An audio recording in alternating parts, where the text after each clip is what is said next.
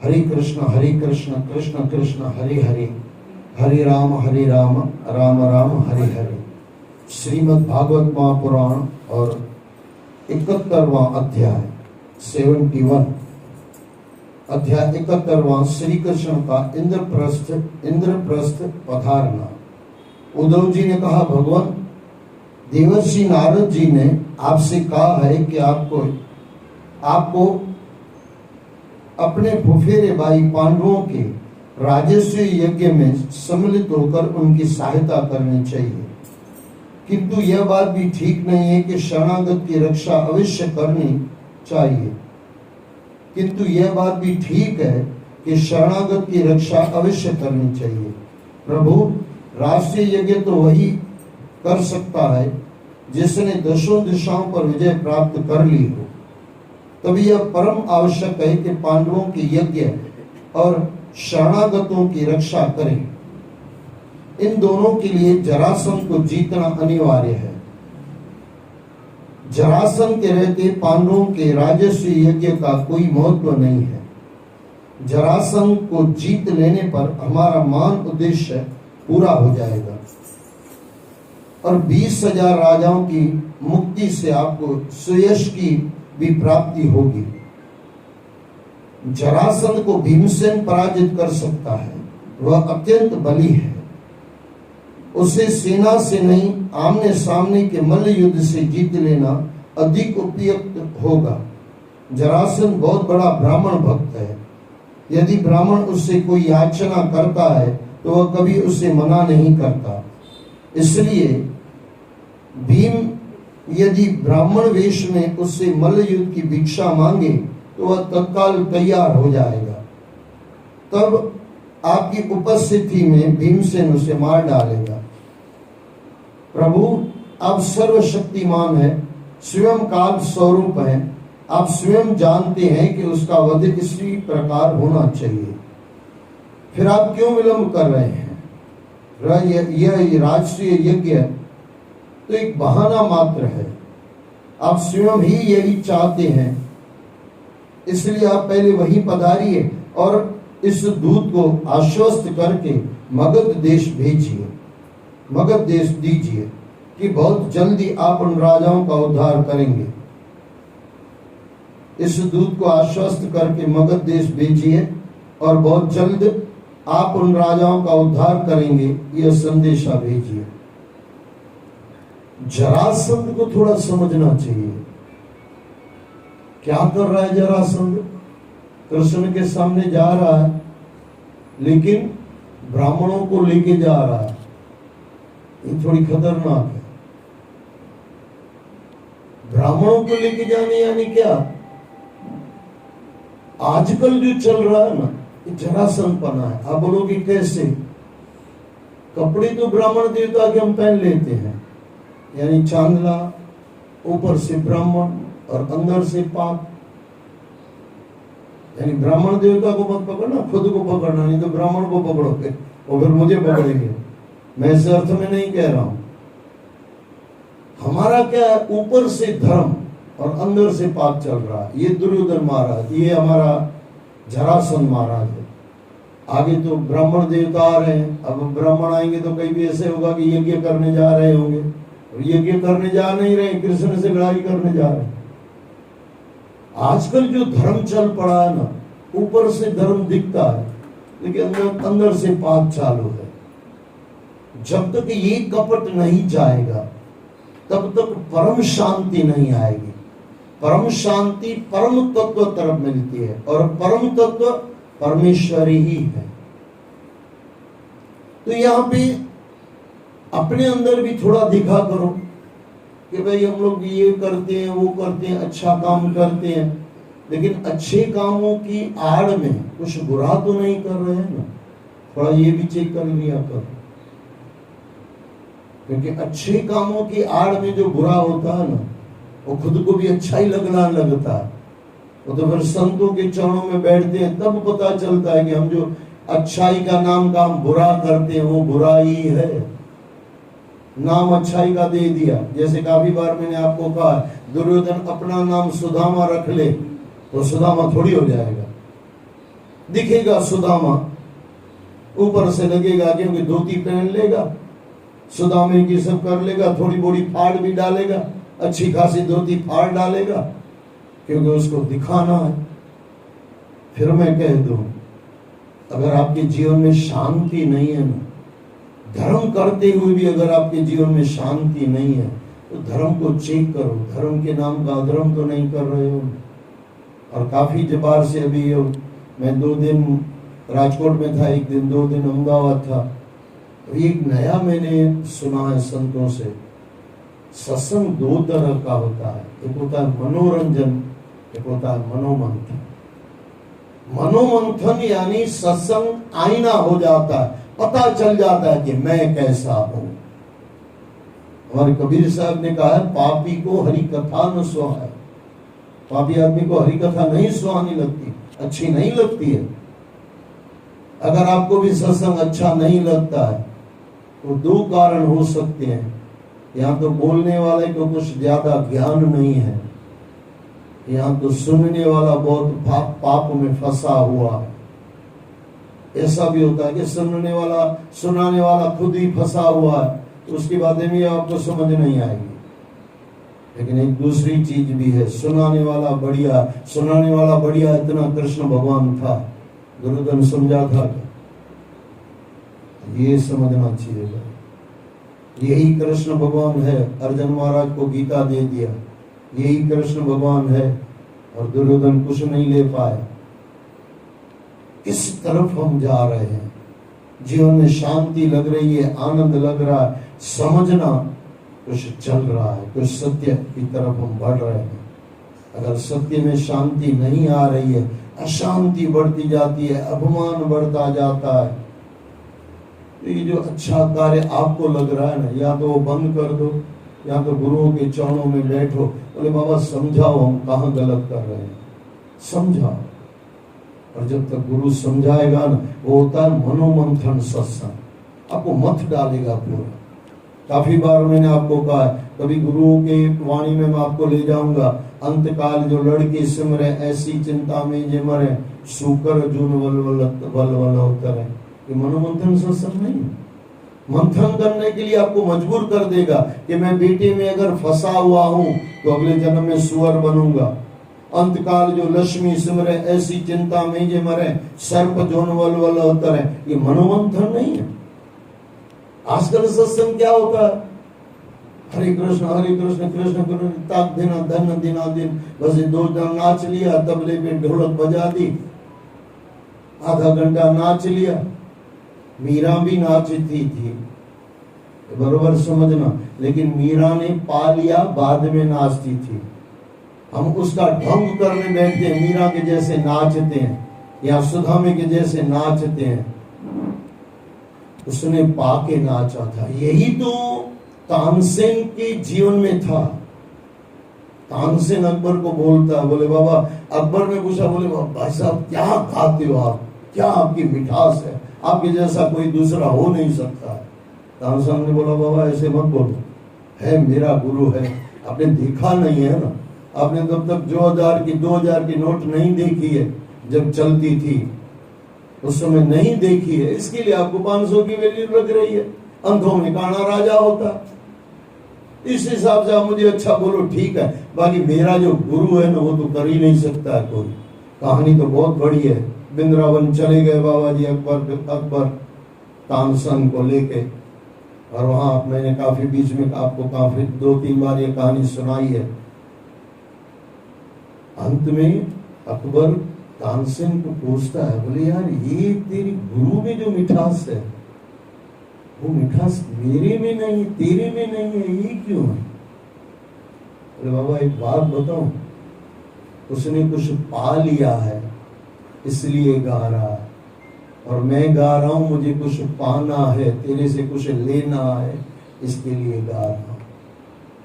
बस ये है, हम नाचते हैं कुछ पाने के लिए। मीरा ने पा लिया फिर नाचती है। उसके नाच में और हमारे नाचन में जमीन आसमान का अंतर है।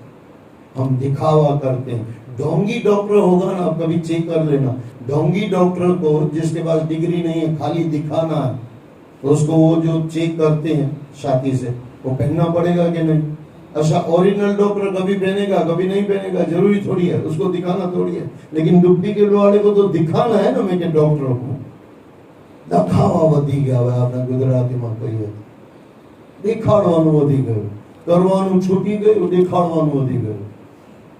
आज का इंसान अच्छा दिखाने में जितना मेहनत कर रहा है ना, इतना मेहनत अगर अच्छा करने में हो जाए ना, कब का अच्छा हो जाए।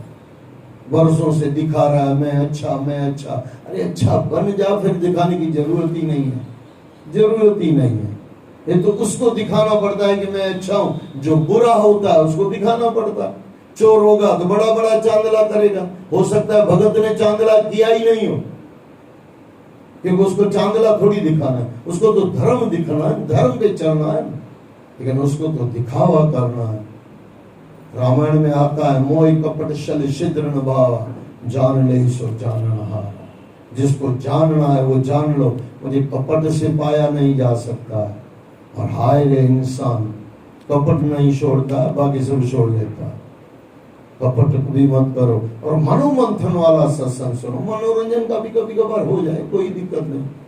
मनोरंजन के सत्संग में नुकसान नहीं है, लेकिन मनोमंथन जैसे सत्संग में इतना फायदा भी नहीं है। मनोरंजन वाले सत्संग में नुकसान तो नहीं है, नुकसान नहीं है। हाँ, नुकसान इतना है कि कभी बार अभिमान आ जाता है कि 10 बरस से मैं सत्संग सुन रही हूँ या सुना रही हूँ या सुन रहा हूँ या सुना रहा हूँ, अभिमान आ जाता है। मनोमंथन वाले में नहीं आएगा, क्योंकि वहां पे तो रोज मथना पड़ता है, वहां पे खुद को रोज चेक करना पड़ता है ना कि मैं कैसा हूं। मैं अब जहाँ पे गांव गया था ना, वहां पे 1.5 घंटे का सत्संग मेरा दिया गया था। सत्संग पूरा हुआ, पूरा कर लिया, 5-7 मिनट ज्यादा। ये तो यहाँ पे आधा घंटा होता है तो 5-7 मिनट बढ़ जाता है, ताकि 1.5 घंटे में इनफ हो जाता है, 5-7 मिनट जल्दी पूरा हो जाता। वहां पे जो पब्लिक बैठी थी, वहां पे जो संत थे मेरे पास आए, बोले बाबा जी एक काम करो भाई साहब, तुम और चला। मैं बोला क्यों? बोले पब्लिक उठने को तैयार नहीं है। पूरा शो 12:30 बजे तक सत्संग चला भाई साहब। ये होता है सत्संग की प्यास। 1.5 घंटा पहले किया, 1.5 घंटा बाद में किया, उसके बाद भी 12:30 बजे ओपन में कर रहे थे। आजकल तो भाई सब ब्रह्म ज्ञानी है ना, तो ब्रह्म ज्ञानी जो अंदर सोया हुआ होगा उसको दिक्कत होगी। तो फिर मैं बोला कोई उठाने आ जाए, बंद करो, इससे अच्छा पहले बंद कर लो, बाकी तो और चलता। ब्रह्म ज्ञान ढोंगी ब्रह्म ज्ञानियों की वजह से बंद करना पड़ा। और एक बात याद रखना, कई लोग बोलते हैं संत चोर हो गया। संत कभी चोर होता नहीं है, और चोर हो तो वो संत होता नहीं। आज देखा, मैंने कहा ना, चोर संत बहुत हो गए हैं। संत कभी चोर नहीं होता, संत को तो चोर बनना नहीं आता है ना। हाँ, बाकी चोर को ढोंगी संत बनना अच्छा आता है। इसके लिए फिर मैं दोहरा दूं, थोड़ा अंदर चेक करो, जरासंध कहीं अंदर आ तो नहीं गया है ना। तो कृष्ण को बुला लो, अच्छाइयों को बुला लो, तो कृष्ण उसको जरासंध को मार डालेगा। परीक्षित, उद्धव जी की बात सुनकर भगवान श्री कृष्ण ने उनकी बात का समर्थन किया और वे इंद्रप्रस्थ जाने की तैयारी करने लगे। उसी दिन इंद्रप्रस्थ से पांडवों का निमंत्रण पत्र लेकर दूत भी आ गया, तो उसका उत्साह और बढ़ गया। वे अपने सगे संबंधियों को लेकर इंद्रप्रस्थ के लिए चल पड़े और दूत को आश्वस्त करके उन्होंने मगध की ओर भेज दिया। परीक्षित, भगवान श्री कृष्ण मार्ग में सरस्वती नदी पार करके पांचाल और मत्स्य देशों में होते हुए इंद्रप्रस्थ जा पहुंचे। जब महाराज युधिष्ठिर का यह समाचार मिला कि भगवान श्री कृष्ण पधारे हैं, तब उनका रोम रोम आनंद से खिल उठा। जब आपका रोम रोम आनंद से खिल उठे, जब अंदर से आनंद छाने लगे ना, बिना कारण का आनंद, बिना कारण की शांति आने लगे, समझना जीवन में राम आने की तैयारी है, कृष्ण आने की तैयारी है। जैसे किसी बगीचे से जा रहे हो और सुगंध आ रही हो फूलों की, तो अंदर गारंटी से फूल होंगे, इसके लिए आपको सुगंध आ रही है। जीवन में आनंद आ रहा है, शांति आ रहा है, समझना कृष्ण कहीं आसपास में है, ये पक्की बात है। ये न होता तो सुगंध नहीं आती, शांति नहीं होती। तब उनका रोम रोम आनंद से खिल उठा। वे अपने स्वजन और भाइयों के साथ उनकी अगवानी करके पहुंच गए। नगर के बाहर ही उन्होंने मंगल गीतों और पुष्पों की वर्षा के मध्य उनका हार्दिक स्वागत किया। उन्हें देखकर युधिष्ठिर का हृदय आनंद से भर उठा। वे बार बार उन्हें अपने हृदय से लगाने लगे। देखो ये भी प्रेम की पराकाष्ठा है। जिससे आपको प्रेम होगा ना, अब आप उसको बार बार गले लगाओगे। सच्चा शिष्य होगा ना, मैंने देखा सच्चा शिष्य होगा ना, बिना कारण का बार बार गुरु को पैर छूता रहेगा। वो गुरु बोलेगा भाई घना दबा बस हिलाई थी, लेकिन उसको पता नहीं अंदर से बार बार आनंद मर रहा, गुरु ने जो दिया है वो आनंदित हो रहा, बार बार गुरुओं के चरणों में हाथ लगा रहा, आनंद दिखाई देता। तो यहाँ पे भी वही हो रहा, बार बार युधिष्ठिर महाराज कृष्ण भगवान को गले लगा रहे हैं। उसके बाद भीम, अर्जुन, नकुल और सहदेव ने उनका आलिंगन किया। देखो बड़े ने किया, छोटों ने खुद किया। अगर आप बच्चे को संस्कार देना चाहते हो ना, तो पहले खुद में संस्कार लेके आओ। आप बोलो हमारे में संस्कार न हो और बच्चे में हो जाए, ऐसा नहीं होता। वैसा मुझे याद नहीं है मेरे पिताजी ने कभी कहा हो कि भाई ये भाई साहब आए इनके पैर छू, कभी नहीं हुआ, क्योंकि वो पैर खुद छूते थे, मेरे पिताजी छूते तो मुझे छूना ही है। आज के बच्चे को बोलना पड़ता है कि भाई पैर छू ले, क्योंकि हम छूते नहीं है, बच्चे से छुआना। ये जो आजकल चल पड़ा है ना, मैं फिर दोहरा दूं, धर्म दिखाने का विषय नहीं है, धर्म में जीने जैसा है। धर्म में जियो, दिखाओ मत। चांदला कर लो, कभी ना हो जाए तो कोई दिक्कत नहीं है। तिलक लगा लो, ना हो तो कोई दिक्कत नहीं है, लेकिन अंदर से तिलक लगा लो कि मुझे अच्छा बनना है। ये अंदर से लगा, अंदर हमारा कुछ है नहीं। बाहर का परिवेश क्या है भाई साहब, बाहर से तो हम डॉक्टर बन के घूमते, अंदर के तो एकदम मरीज बने हुए। मैं फिर दोहरा दूं, अंदर चेक करो कि अंदर क्या चल रहा है।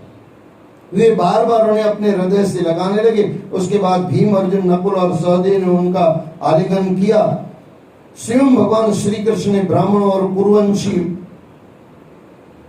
वृद्धों को यथा योग्य नमस्कार किया। इस प्रकार ढोल नगाड़ों के मध्य इंद्रप्रस्थ के लोगों ने भगवान श्री कृष्ण का अभिनंदन करते हुए उन्हें नगर में प्रवेश करवाया।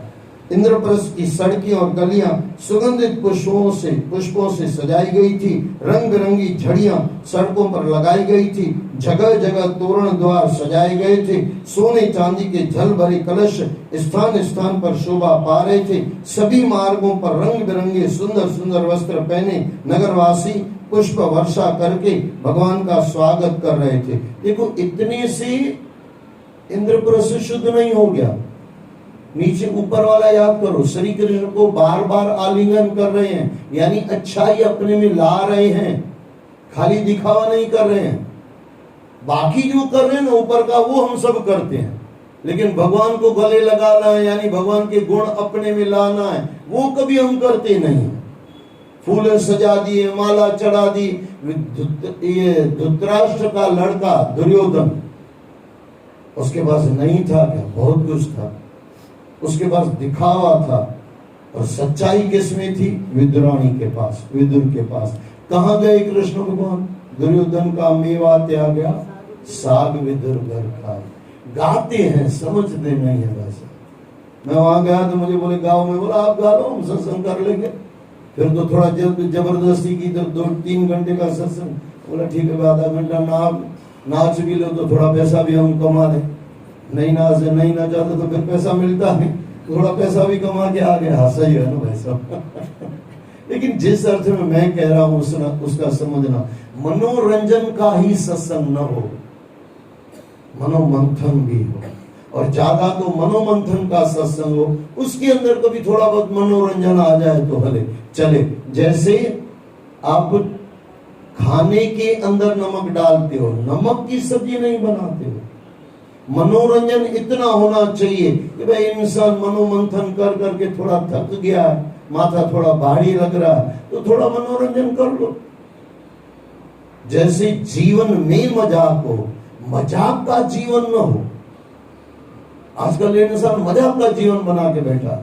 पहले भी बड़े मजाक करते थे, लेकिन मजाक की जीवन नहीं जीते थे। इसी तरह मनोरंजन हो, लेकिन मनोमंथन के साथ मनोरंजन हो। इस तरह हमारे जीवन में चलते हो तो आनंद आता। अंतपुर की स्त्रियां भगवान को देखकर प्रेम और आनंद से भर गई। राजमहल में कुंती ने अपने भतीजे को देखा तो भाव विहल होकर उन्होंने श्री कृष्ण को अपनी छाती से लगा लिया।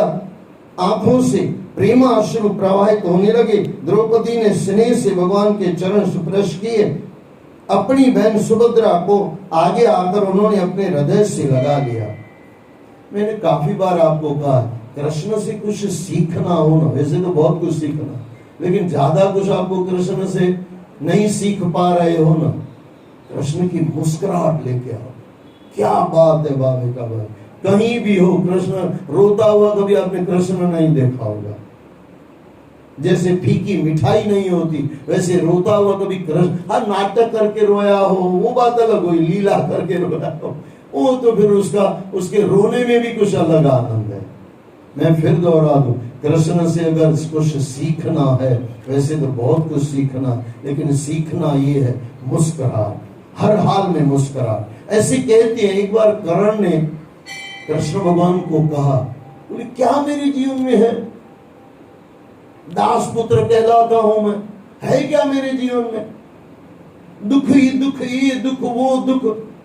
भगवान ने कहा, वो कर्ण को बोले बोल दिया तुमने? बोले अब बोले मैं बताऊं? बोले बताओ। बोले मेरा जन्म दुख में, जेल में। अच्छा, माँ बाप को छोड़ के जाना पड़ा, पता ही नहीं था कि माँ बाप क्या होते हैं।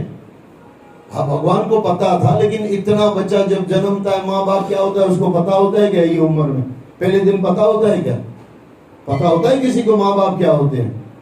बोले मैंने जन्म लिया, माँ बाप ने दूसरे माँ बाप के घर पे रख दिया।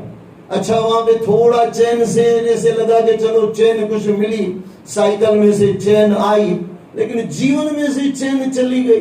एक कंस मामा रोज कुछ किसी को भेजता था मारने के लिए, वहां से छोड़ा, वृंदावन छोड़ा, गोकुल में गए, वहां से छोड़ा, फिर वहां पे भी आए मारने के लिए।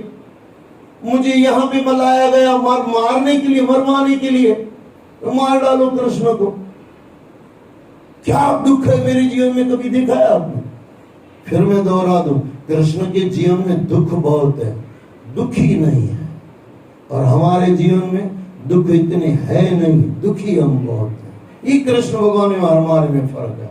फिर और कर्ण ने कहा, बोले बात तो आप सही बोलते हो बाबा, आपके जीवन में तो मेरे से ज्यादा दुख है, बहुत दुख है कृष्ण के जीवन में, लेकिन मुस्कुराहट कभी गई नहीं, दुख कभी गया नहीं कृष्ण के जीवन में से। कभी भी उठा के देख लो, कहीं पूरे से जीवन से उठा। मैं कुछ अधिकार से बोल रहा हूं, अधिकार से यानी कुछ पढ़ के बोल रहा हूं, मैं ऐसे ही कुछ नहीं बोल रहा हूं, यहाँ संतों की वाणी से सुन के मैं बोल रहा हूं। कृष्ण का जीवन, एक भी जीवन ऐसे, एक दिन भी ऐसा नहीं था जिसमें दुख न हो, लेकिन एक पलक भी ऐसी नहीं थी, ऐसी क्षण जीवन में एक बार भी नहीं आई कि कृष्ण दुखी हो। और हमारे जीवन में कितनी बार सुख होगा, लेकिन हम सुखी होते नहीं है, और कई बार दुख नहीं होता है लेकिन हम दुखी जरूर होते हैं। कितना बड़ा फर्क है, ऐसे देखना तो छोटा सा ही फर्क है। हर हाल में मुस्कुराते रहो, मुस्कुराओ क्योंकि आप इंसान हो, मुस्कुराओ क्योंकि आप भगत हो, मुस्कुराओ क्योंकि आप सत्संगी हो। इतना अगर आ जाए ना, आनंद आ जाए। अपनी बहन सुभद्रा को आगे आकर उन्होंने अपने हृदय से लगा लिया। श्री कृष्ण के साथ आई रानिया का यथोचित स्वागत सत्कार किया गया और मंगल गीत गाए गए। अध्याय 72वां, पांडवों के राष्ट्रीय यज्ञ का आयोजन और जरासंध वध। श्री सुखदेव जी ने कहा, परीक्षित, एक दिन भरी राजसभा में धर्मराजा युधिष्ठिर ने श्री कृष्ण को संबोधित करके कहा, परम श्रद्धेय गोविंद, मैं सर्वश्रेष्ठ राष्ट्रीय यज्ञ के द्वारा आपका और देवताओं का पूजन करना चाहता हूँ। अगर कृपया करके मेरा यह संकल्प पूरा कीजिए, आप कृपा करके मेरा यह संकल्प पूरा कीजिए। अच्छा काम कभी करना हो ना, परमात्मा के चरणों में प्रार्थना करना, बाबा मैं करना चाहता हूँ, पूरा कराना। आप कभी परमात्मा की भक्ति के लिए भी बैठते हो ना, तो पहले प्रार्थना करके बैठो, बाबा मेरा मन भटके नहीं, मेरे ऊपर आशीर्वाद करना, प्रार्थना करके बैठना। आपके चरण कमलों की पादुकाएं समस्त अमंगल को नष्ट करने वाली है। जो लोग उनकी पूजा करते हैं वे ही पवित्र आत्माएं हैं। जन्म मृत्यु के चक्र से वे मुक्ति पा जाते हैं। प्रभु आपके सबके प्रभु आप सबके आत्मा समदर्शी और स्वयं आत्मानंद के साक्षात विग्रह है और स्वयं ही ब्रह्म है। आपके हृदय में किसी तरह का भेदभाव नहीं है। जो जिस भावना से आपकी सेवा करते हैं उन्हें आप वैसा ही फल देते हैं। भगवान श्री कृष्ण ने कहा, धर्मराज आपका निश्चय अति उत्तम है। राशि यज्ञ करने से समस्त लोकों में आपकी मंगलमय कीर्ति का विस्तार होगा। आपका यह यज्ञ सभी तरह के प्राणियों के लिए कल्याणकारी होगा। परंतु मेरा ऐसा विचार है कि पृथ्वी के सभी राजाओं को जीतकर और यथोचित जन समर्थन तथा सामग्री एकत्रित करके ही आप यह यज्ञ करें। महाराज आपके सद्गुणों के वश में तो आपके सद्गुणों के वश में तो मैं हूं। यानी भगवान क्या कहना चाहते हैं, आप सद्गुणी हो, सज्जन हो, संत हो, इसके लिए तो मैं आपके वश में हूं। आपके पास गुण होंगे ना, परमात्मा आपके साथ होंगे। ऐसे कभी मत बोलना कृष्ण भगवान पांडवों के साथ थे। पांडवों के पास गुण थे, इसके लिए भगवान कृष्ण साथ में थे। पांडवों में अगर पाप होता तो भगवान कब का छोड़ के चले जाते, तो पक्का कर लेना। पांडवों के साथ इसके लिए थे क्योंकि पांडवों में गुण थे। अगर गुण हमारे में आ जाए, मैंने आपको कहा था जिस दिन हमारे जीवन में GODD हो जाएगा तो कभी ना कभी GOD आ जाएगा, लेकिन वो नहीं आएगा तो DOG कभी ना कभी हमको होना पड़ेगा। क्या होना पड़ेगा पता है आपको, वो क्लियर नहीं कहा जा सकता।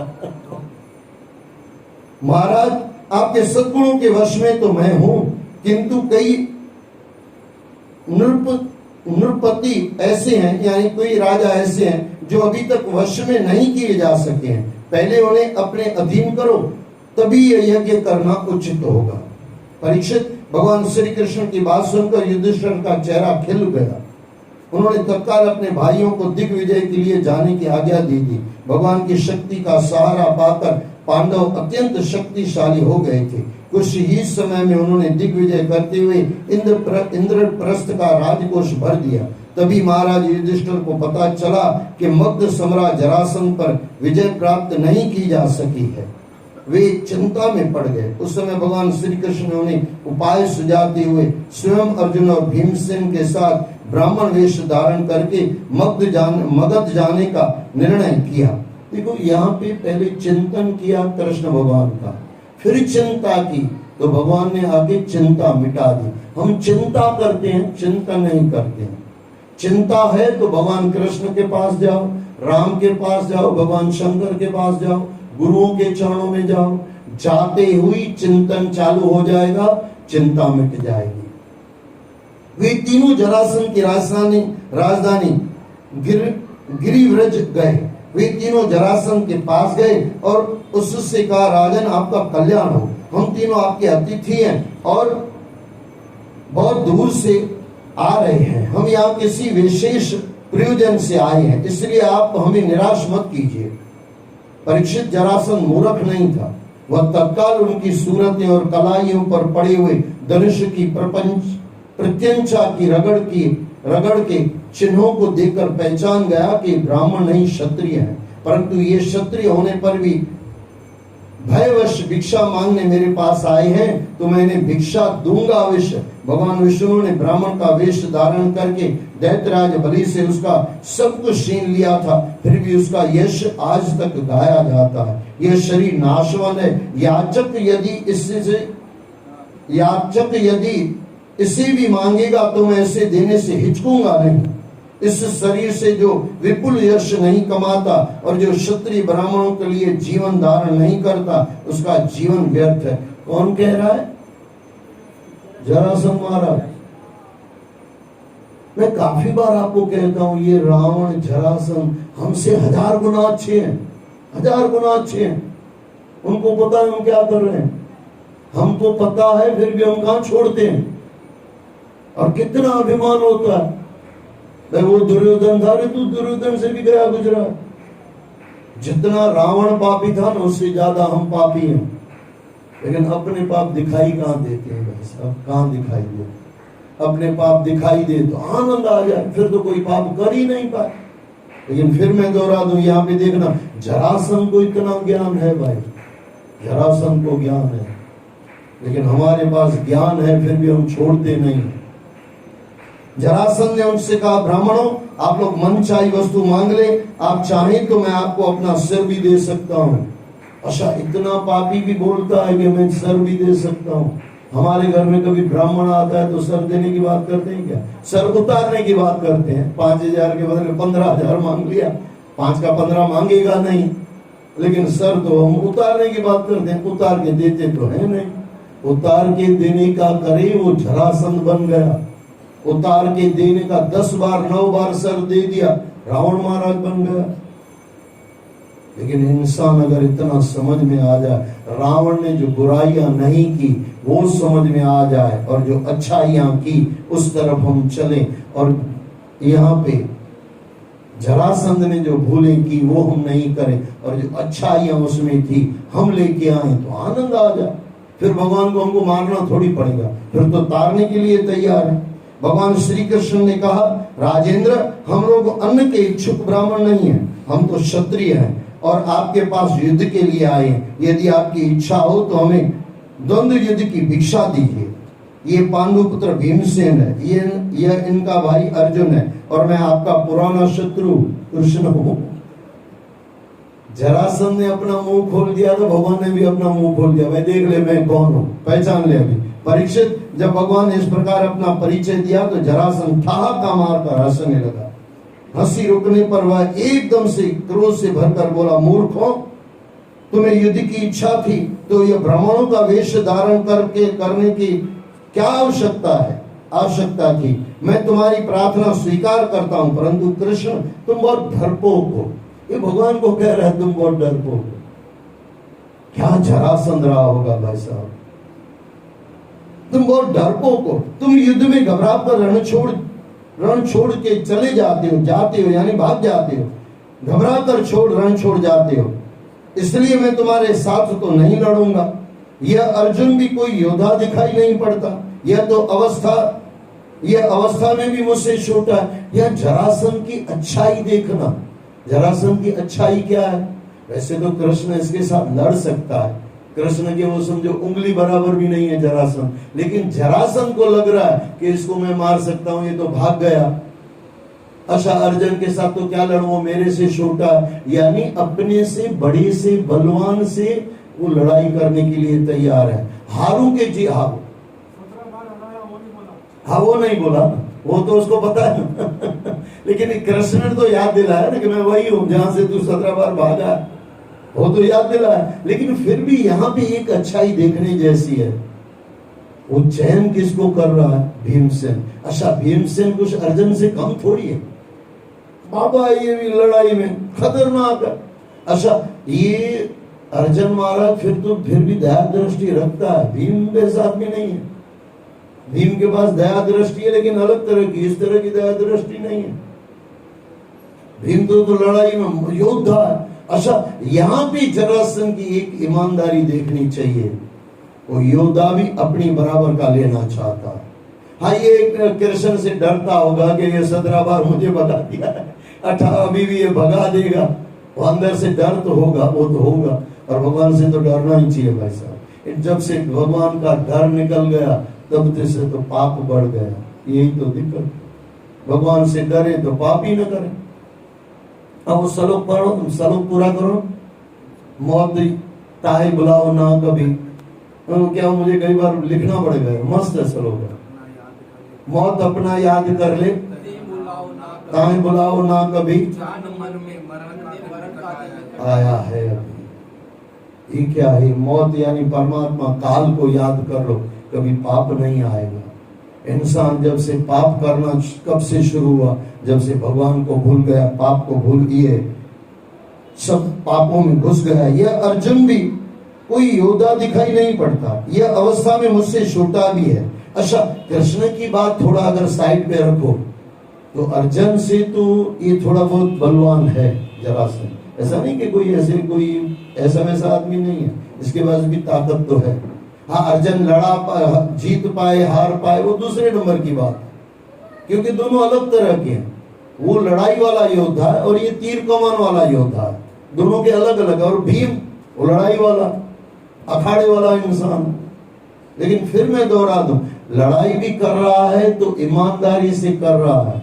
यहाँ जीतूंगा, यहाँ जीत हार के मरूंगा, ईमानदारी से कर रहा है, बेईमानी वहां पे नहीं कर रहा। आज का इंसान होता तो अपने से छोटा देख के उसके साथ लड़ाई कर लेता। क्यों? भगवान ने यही कहा कि तीनों में से देख लो, यही तो होता। यह मेरी जोड़ का नहीं है, मैं इसके साथ भी नहीं लड़ूंगा। शेष बचा यह भीमसेन, यह अवश्य मेरी जोड़ का दिखाई पड़ता है, मैं इसके साथ लड़ूंगा। दोनों वीरनगर के बाहर एक अखाड़े में आ गए। देखो अखाड़े वाले हैं ये दोनों वीरनगर के बाहर एक अखाड़े में आ गए। वहां जरासंध ने एक भारी गदा भीमसेन की ओर उछाल दी। भीमसेन ने उसे लपक लिया। एक गदा जरासंध ने उठा ली। अब दोनों रणोन्मत्त यानी लड़ने के लिए तैयार एक दूसरे से भिड़ गए। वे दोनों अपनी अपनी वज्र सरीखी गदाओं से वज्र सरीखी गदाओं से एक दूसरे पर प्रहार करने लगे। दोनों की गदाएं जब आपस में टकराती तो ऐसा प्रतीत होता जैसे बिजली तड़क रही हो। कुछ ही देर में दोनों की गदाएं एक दूसरे के शरीरों से टकराकर टूट फूट गई। तब वे दोनों गदा टूट गई। गदा होती है शरीर तोड़ देती है, और यहाँ पे उल्टा हो रहा।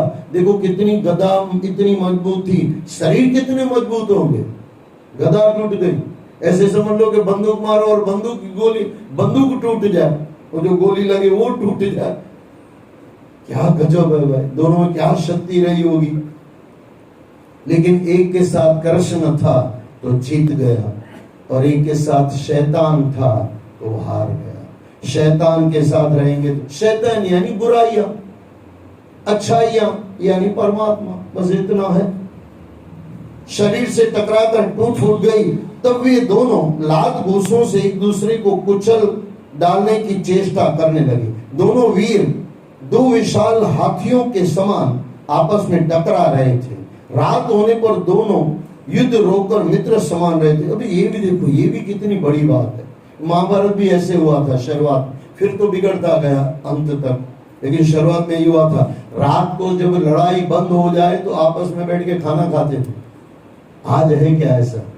आज हम अपने दुश्मन की शक्ल नहीं देखते हैं। वहां पे तो खाना साथ में बैठ के खाते थे। यहाँ पे भी अभी उसी के घर में रहना, जिस इनके घर में आए हैं तीनों आदमी, तीनों भगवान भी और जरासंध भी, अर्जुन भी, ये भीमसेन अर्जुन ये जरासंध के वहां आए। अब ये लड़ाई बंद करे, आपस में खाना वाना मस्ती से खाएंगे। क्या धर्म रहा होगा भाई साहब। अधर्म में भी धर्म था, आज हमारा धर्म में भी अधर्म घुस गया। ये कल युग है, थोड़ा समझना, किसी को बुरा लगे तो माफ करना।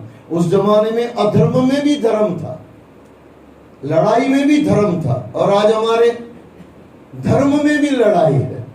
पूरा उलट पुलट हो गया भाई साहब। रात होने पर दोनों युद्ध रोककर मित्र समान रहते और दूसरे दिन नित्य कर्मों से निपटकर वे फिर अखाड़े में पहुंच जाते। 27 दिन तक वे आपस में टकराते रहे। गदाएं टूटती रही, रोज नई गदा होगी, लेकिन फिर भी किंतु हार जीत का फैसला नहीं हो सका। 28वें दिन भीमसेन ने श्री कृष्ण से कहा, कृष्ण मैं युद्ध में जरासंध को जीत नहीं सकता हूं। थोड़ा समझना भाई साहब, अभी भी ये जीत नहीं पाता। अगर कृष्ण भगवान के पास ये प्रार्थना लेके नहीं आता ना तो नहीं जीत पाता, कभी नहीं जीत पाता। मैंने कहा ना, सत्यमेव जयते, सत्य यानी कृष्ण, कृष्ण ही जीत सकता है, कृष्ण ही जीत दिला सकता है। और अंत में जब वो संजय ने धृतराष्ट्र को कहा है, जहां भगवान कृष्ण है जीत वहीं होगी। जहां भगवान कृष्ण जिसके पक्ष में है, अरे लड़े न लड़े जीत उसी की होगी। बराबर है कि नहीं है? 5 में से 1 भी नहीं गया और उसका 100 में से 1 भी नहीं बचा, क्योंकि 5 के साथ कृष्ण था और 100 के साथ शकुनी यानी बुद्धि भ्रष्ट थी। विनाशकाले विपरीत बुद्धि। बुद्धि को देखना, बुद्धि खराब होगी तो विनाश हो जाएगा, और बुद्धि परमात्मा को समर्पित हो जाए, आनंद हो जाए। यहाँ जब कृष्ण के पास जब आए 28वें दिन भीमसेन ने श्री कृष्ण से कहा, कृष्ण मैं युद्ध में जरासंध को जीत नहीं सकता, यह अत्यंत बलवान है। ये कौन कह रहा है? भीम कह रहा है। क्या समझते हो आप भीम को? ऐसे कहा जाता है भीम अपने ये महाभारत के युद्ध में हाथियों की पुछड़ी पकड़ के ऊपर फेंकता था। बोले अभी तक वो ऊपर ही है, नीचे आया ही नहीं है हाथी। ये कहानी आती है। भीमसेन को गुस्सा आया तो हाथी के ऊपर जो बैठ के आ रहे थे उनको सबको मार डालता, फिर हाथी को भी घुमा फिरा के ऊपर पुछड़ी से घुमा के ऊपर फेंक देता। ये भीमसेन की ताकत है।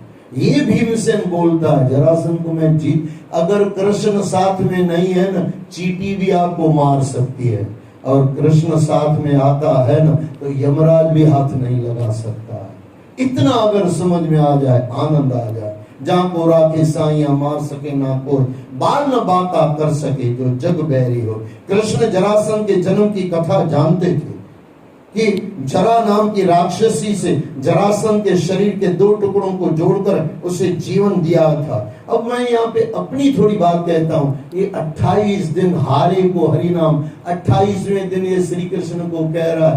पहले दिन कह लेता तो 28 दिन की जरूरत ही नहीं होती। लेकिन जब तक कोई इंसान हारता नहीं है, भले भीम है तो क्या हुआ, लेकिन जब तक हार नहीं हुई तब तो कृष्ण याद नहीं आया। भले कृष्ण के साथ आया, लेकिन पहले दिन ही पूछ लेता तो बाबा कैसे मारना है थोड़ा बता दो, अब खुद आओ थोड़ा बता दो, तो 28 दिन मार नहीं खाता। लेकिन अंत में भी फिर आया ना, अंत में भी मरने से पहले भी परमात्मा नाम याद आ जाए ना, बेड़ा पार हो जाए। यहाँ पे भीम ने अपनी गलती स्वीकार कर ली और कृष्ण के चरण में आ गया। इसलिए उन्होंने उसके वध का उपाय सोचकर एक वृक्ष की डाली को चीरकर 2 टुकड़ों में बांट दिया। अच्छा, कृष्ण की ईमानदारी देखना। रात को ये बैठ के भीमसेन जरासंध को कह रहा है, ये कृष्ण को कह रहा है भीमसेन, तो इसको कैसे मारे, इसमें ताकत बहुत है। बोले जब आप लड़ाई करो तब मेरी तरफ देखना, मैं उस समय जवाब दूंगा। उस समय जवाब नहीं दिया, रात को नहीं बताया कि ऐसे मार डालो, नहीं बोले नहीं। कितनी ईमानदारी होगी। हाँ बोलो। हाँ, लेकिन बाद में युद्ध के मैदान में बताएगा। वहां रात को भी बता सकता था कि ऐसे कर लेना, बोले नहीं। लेकिन जब लड़ाई कर रहे हो ना, लड़ाई यानी संसार चला रहे हो ना, तब भगवान को याद कर लो, भगवान बेड़ा पार कर लेंगे।